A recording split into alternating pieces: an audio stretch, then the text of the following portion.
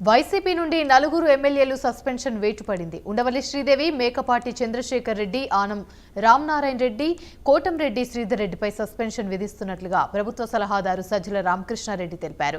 Cross voting కు పాల్పడినందుకు చర్యలు తీసుకున్నామని, పార్టీలో అంతర్గతంగా దర్యాప్తు జరిపామని చెప్పారు.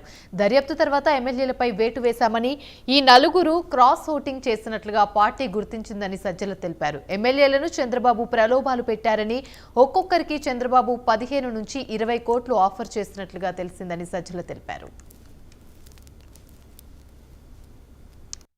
గతంగా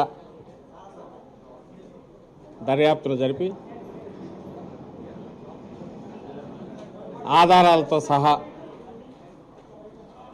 అది నిరూపితం కావడం వల్ల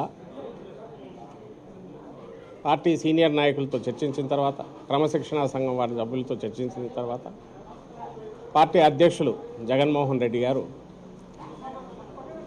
నలుగురు శాసనసభ్యులను సస్పెండ్ చేస్తూ నిర్ణయం తీసుకున్నారు. వారు ఆనం రామనారాయణ రెడ్డి గారు, మేకపాటి చంద్రశేఖర్ రెడ్డి గారు, కోటంరెడ్డి శ్రీధర్ రెడ్డి గారు, ఉండవల్లి శ్రీదేవి గారు. ఈ నలుగురు క్రాస్ ఓటింగ్ చేసినట్టు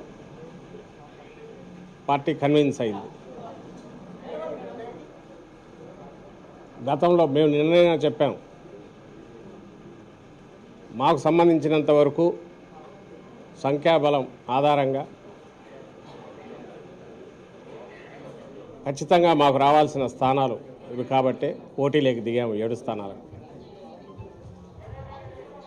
ప్రాక్టికల్గా అంటే ఆచరణలో తనకు సంఖ్య లేకపోయినప్పటికీ టీడీపీ ఆ పార్టీ అధ్యక్షులు చంద్రబాబు నాయుడు గారు